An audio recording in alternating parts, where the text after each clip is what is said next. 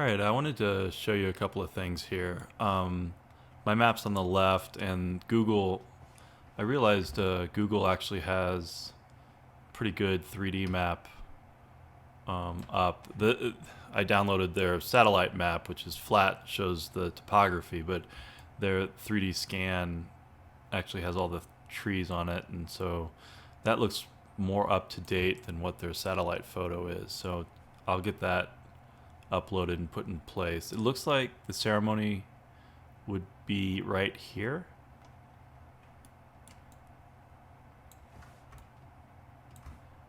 And then it looks like the reception. Okay. So the reception should go right in that area. And then let's go down to the reception here. And then we pull up your. Okay.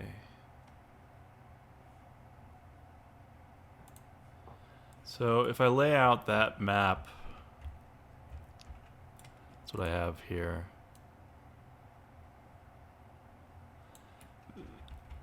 That's a different size than the tent schematic.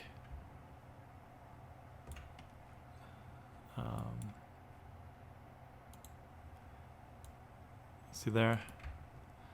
And even the tent schematics are a little bit different than one another. So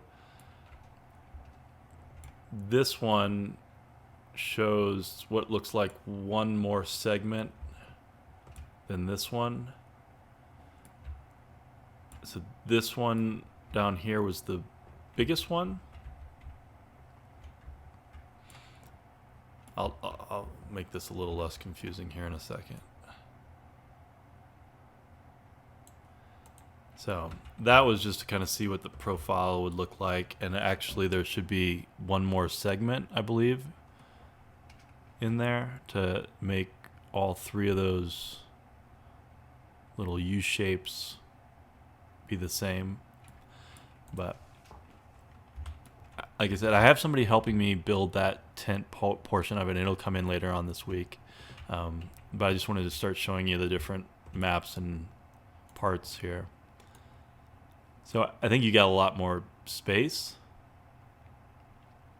if this is the actual schematic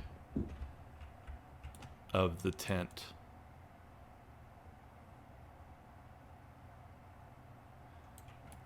So, and I laid it all out, or I just started placing a lot of the items into the scene. You got the cork floor, chairs, tables, the banquets. Those are the wrong banquets. I need to get those covered with the pillow. Let me just go through the. So this is the wedding layout, and so that's why I'm thinking you want the tent built to this schematic right here that you see on the right, and that's what you see. Not there.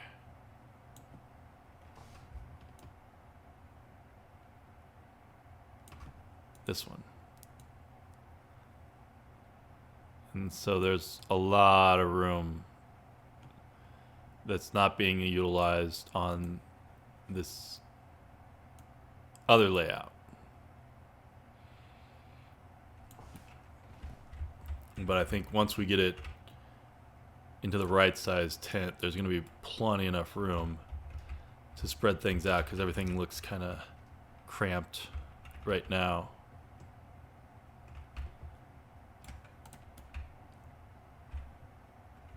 And I just chose a bar back that I had seen I'd used in another rendering. So I'll get that more exact, but the bar front is from your illustration. Let me go through the thing one by one here, actually. So I think ultimately you'll have room to do 3 of these types of I like that kind of display. And then you could have 3 of those, maybe a major one in the center and then 2 minor ones on either side. But that's a thought. I got the different poles, the colors. It looks like all the poles go straight up and down, and are not at an angle. But let me know if I'm not understanding that correctly. I do understand that I got the 3 different colors that I'll start, just using on all the different poles. Yeah, obviously we won't have one in the center of the table there.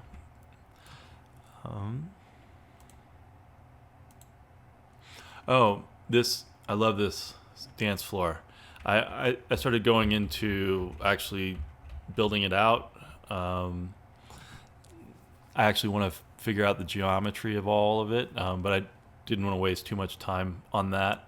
I could give you it as a high-res PDF file ultimately that you take to the printers, or if you guys are already developing one, I can use whichever one you're developing. I love the look of that dance floor though. That looks really cool. I think it's from a movie in 2005. So yeah, that's the banquet table. I just pulled the one that we used at the Beverly Hills ballroom really quick just to give a size, but I'll get those pillows, and I have another guy that's helping me build that part too. I gave him this page, and that I will. So it looks like you want like an overlay of that, and I can do that for you.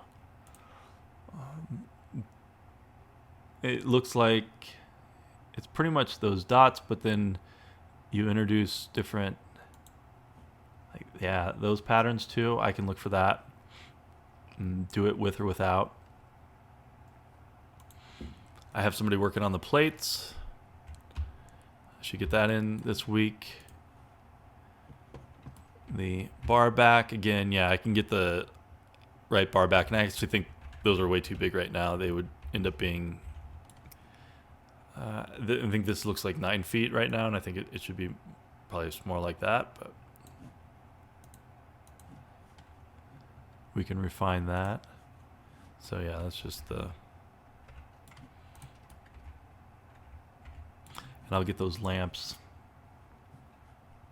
I don't need to, I think I can just buy those online. I don't need to have somebody make those. Oh yeah, I love the Alexander Calder. I kind of just put a Alexander Calder piece and a bunch of large flowers together.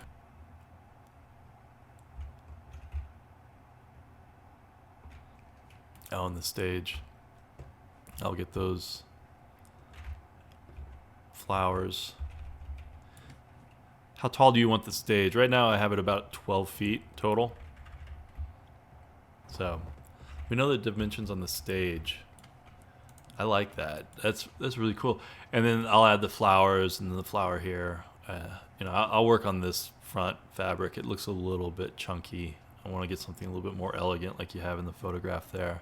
I love the seashells along the front. I think that'll look really cool. And we could go more lighting around, or we could just do, that's the 16 strands that I saw.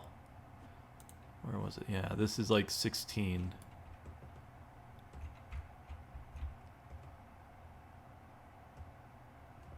That's kind of what it looks like. I can see doing something above the stage here, like you have there.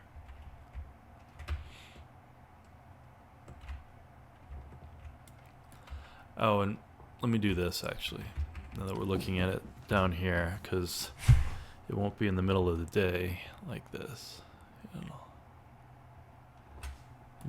The lighting's a little too white still, I think. It needs to...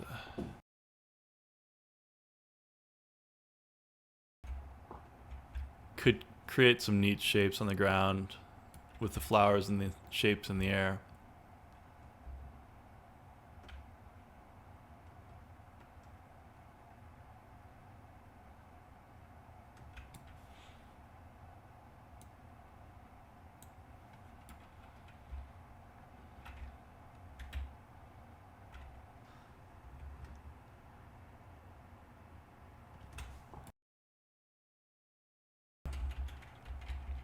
So is this area all being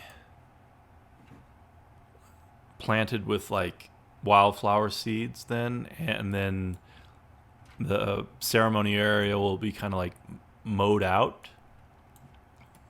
Because I can just paint. I painted that grass on there, but I can paint flowers all around this too. If there's a specific like pattern that you need me to carve out too, I can do that.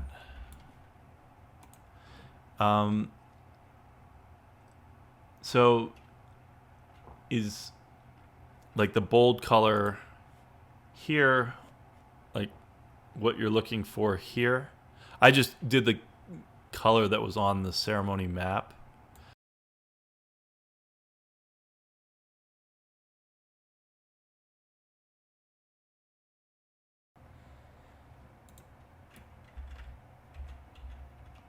There's more of a red one.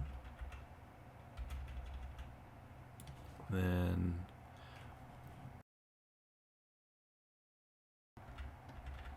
purple. Man, that's pretty cool too. I'm gonna leave it like that one for right now.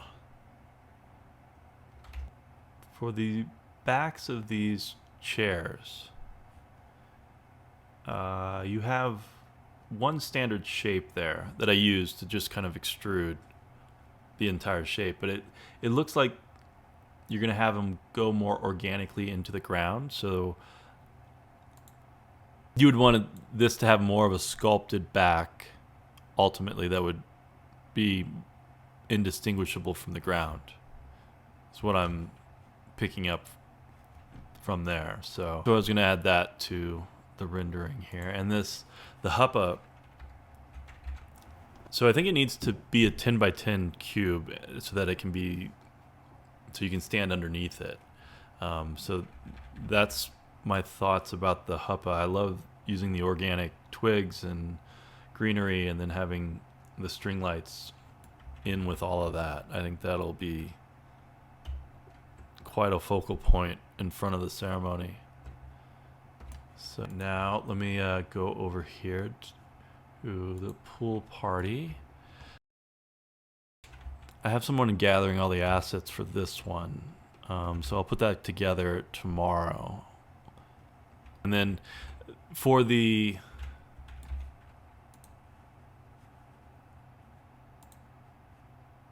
rehearsal dinner, I love that layout. I love this idea. My only question on this one is, I have two questions on this. The size of the space, or do you have any photographs of the actual rehearsal dinner space? Definitely just tell me what the dimensions of the room are.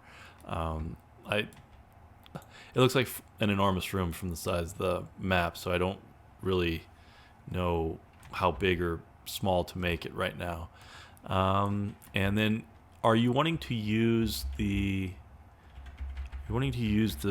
chairs from the reception at the rehearsal? It's a lot of chairs to have to order twice in two separate sets, but I think it's something like 388. Well, at least there's 388 chairs at the reception. I haven't counted these yet. So let me know what you think, and I'll have an update for you tomorrow.